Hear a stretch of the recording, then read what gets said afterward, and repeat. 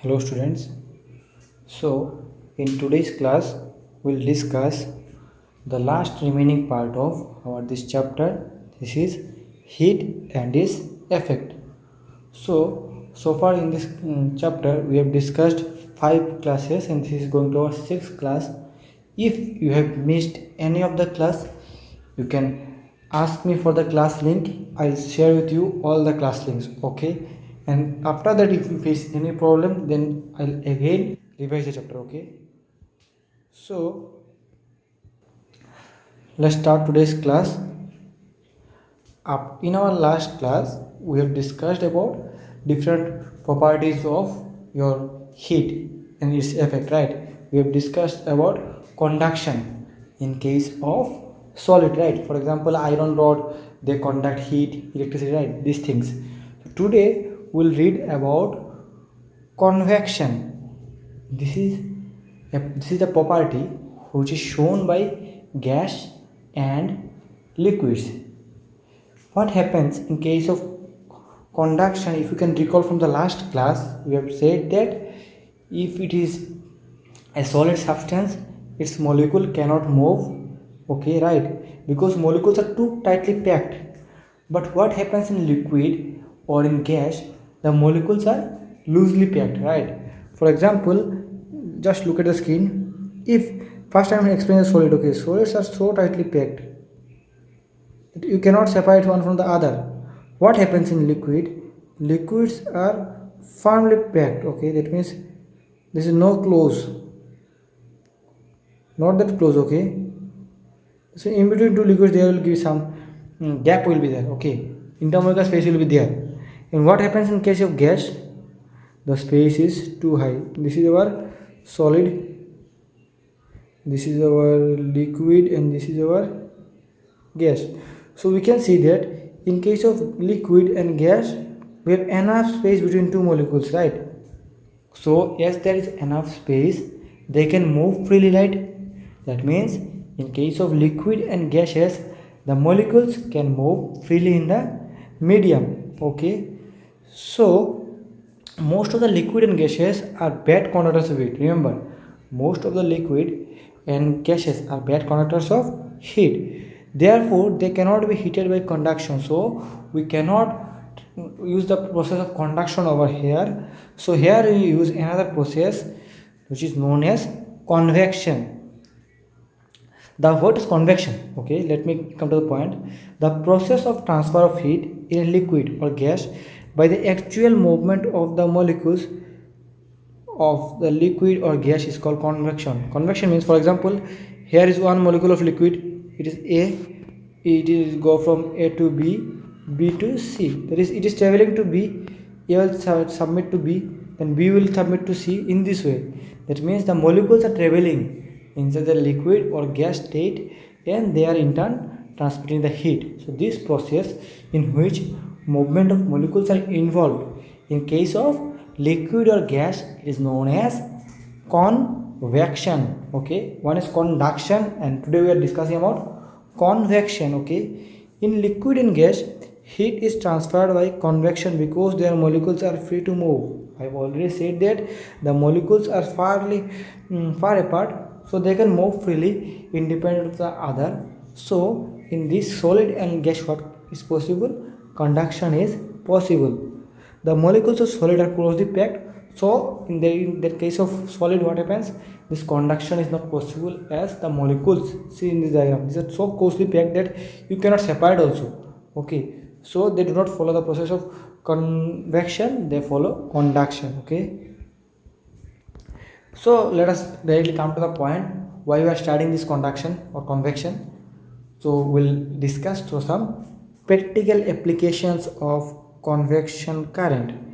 The first is ventilators. So I guess in home, we all have seen these ventilators, right? In every window or door there are ventilators in our home, right? Through which light and air pass, right? So what are these functions? What are the scientific basis of this? We need to discuss these things, okay? So rooms are provided with ventilators and exhaust fans near the top side walls, Okay, the air we breathe out is warmer and hence lighter than the air around us. It moves up in the room and escapes through the ventilators or exhaust fans. Fresh air enters the room through the window and doors. It is cooler and take the place of the warm air. Okay, rising upwards and thus a convection current is set up. So, can you get an idea from this? See, first understand there, if air can be cold or hot. Okay, if the air is hot, it will go upward. Okay, look at the screen. I am writing. If air hot, then it will go upward, and if air cold, it will come downward. Okay, remember these two phenomena very clearly. So what happens inside the home? If two or three people are living, okay, so you are and doing respirations and these things. Okay, in this overall process, you are leaving carbon dioxide, and your body temperature also, temperature is raising inside the room. Okay, so in turn, what will happen? The air temperature will rise, so the air will become hot. This hot air, as I just told you, hot air will travel upward, right? So the hot air from your level will travel to upward, and ultimately it will go outside for the ventilators. This is why ventilators are placed into the upward positions of the home. Ventilators are never given in bottom line of the home. Okay, it's always placed into the upper line of the walls. Okay, have the window, have the door. And next, what happens? As soon as the hot water leave the home, we know cold water air will stay in downward position, right? So the cold air will enter through window or doors. As window and doors are in downward position, then the ventilator through it will enter and it will form a cycle. It means hot water air will go from the ventilator, again cold air will come through the window, and this will form a convection cycle. Okay. The next is chimney. So this is also a very common example. I think in brick factories, okay, now locally with brick factories, right? Or you've seen some other chimneys also probably in your home. The old traditional kitchen, there are some people use chimneys. What happens in chimney? Chimney are fitted in the factories to remove undesirable flames and smoke. Where these chimneys are used? These are mainly used in different factories and industries to remove the undesirable smoke which is generated from burning or different other process, and it contains some harmful gases also to remove these things. Okay, the smoke, okay, fumes and hot, okay, fumes and hot fragrance, okay, fragrance gases are lighter than the air. Okay, therefore they rise up with the wind. So what happens? The flame which goes out, such flame of smoke which goes out from the chimney, obviously will be hot, right, as compared to the outside air. So what will happen? We know light air, that means hot air, will always travel to upward direction. So for the chimney, always the hot air will travel to the upward direction. So there, in this case also, we are getting convection. Okay, convection current. And the last one is installation of room heaters. I think these three examples, whatever we are discussing, it is very easy for you to understand because these all are practical examples, right? We can relate. So what happens in case of room heaters? I guess all of you know what is room heater. During winter season, people use room heater to increase the temperature of the room. Okay, to increase the temperature of the room. So how it works? It is advisable to the place to place the room heaters at the ground level for effective heating. The warm air near the heater, okay, rises up, and the cool air from the area rushes into the free space. Okay, the cool air is again heated up by the heater. Okay, so what happens in winter season? The air in our surrounding becomes cold, right, in winter. So what will happen if you place the heater in ground? What will do? Heater will raise the temperature, right, and ultimately your room temperature, your surrounding temperature will rise. But we know if the air temperature will rise, air will become hot, it will go upward, right?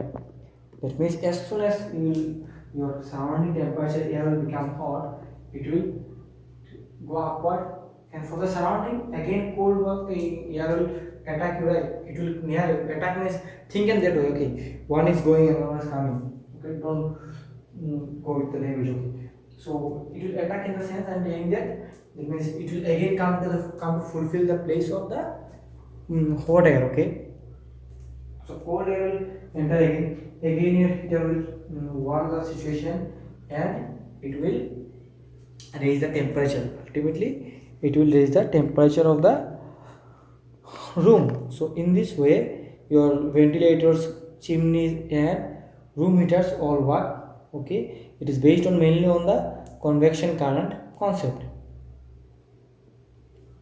In nature, how this convection current works, this is very practical example. If you try to understand, there are only two concepts. If you understand these two concepts, it will very clear to you.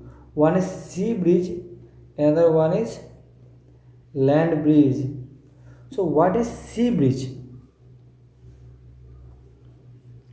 We know that if you compare water, the sea, with the land, nearby sea, land, okay, the island or the bank of the sea, what happens in that case? The sea bank or the river bank always becomes cold or heat faster than the sea. Okay, the temperature of the what should I say? The land near the sea will always increase or decrease at a high rate than your sea. So this sea bridge or the your land bridge all are connected with the temperature. In sea bridge, what happens? Okay, they are telling that land absorbs heat faster than the sea. Okay, I told you already that land will absorb heat always faster than the sea. Okay, during daytime, what happens? The land heats up more quickly than the sea. Okay, during day, as there will be sun, what will happen? The land will heat more faster as compared to the sea, right? This is clear to you. Thus, the air above the land surface being heated expands and rises up. The cool air of the sea surface blows towards the land and take its place. So what will happen if during the day the land temperature will rise? Okay, it will become hot. What will happen? The air on land will also become hot, and we know hot air will travel which side? Hot air will travel upward direction. So the hot air from the land will travel to upward direction. Now what will happen? From the sea, cold water will come and take the place of hot air in the land, and the land will become cold. Look at this diagram. In sea, what is happening here? Here we have cool air, okay, in sea. This phenomenon known as sea breeze is occurring, and the warm air due to high temperature, it is sun here, right? Temperature is increasing, so the warm air will go in this direction, and the cold air will take the place of this warm. This is known as your sea breeze. The opposite is your land breeze. So what is land breeze? During night, what will happen? During day, we said there will be sun, so the temperature of land will increase very fast, right? The opposite will happen, right? During night, there will be no sun, so the temperature of our land will decrease also very fast. So if the temperature of the land will decrease fast, what will happen? The air on the land will be cold, but at the same time, the air on sea will be comparatively high temperature, right? So in this case, what will happen? The air from land, cool air from land, will travel to sea to get exchange with the warm air. The opposite is happening here. So this is known as your land breeze. If you go with the book definition, the cool air from sea blowing towards land is called sea breeze. That means the cool air or the cold air is traveling from sea towards the land is known as your sea breeze, and the opposite, that is the cold air or the cool air is traveling from land to sea, is known as your land breeze. Okay, so these two are your basic points in this topic. So one topic left. This is radiation. I thought we can cover this in today's class, but it will be difficult for you to understand because these are a bit high concept. Okay, radiation is a bit complex. In next class we'll do a separate class for radiation, and that will be probably the last class because only one topic left. So all of you go through this class. I'm requesting all of you to watch the video twice. Okay, because this class, this topic, it seems to be easy like story, but it's not that easy. Okay, watch it twice. First time it will not be clear to you. Watch it twice. If after watching twice that video, if it is not clear to you, then what you do? In that case, do one thing. You just what should I say? Text me. Let's say this point is not clear to me. Then I'll try to explain it to you. Okay. So this is for today. Thank you, students. If you have any doubt, then you can ask me now. Thank you.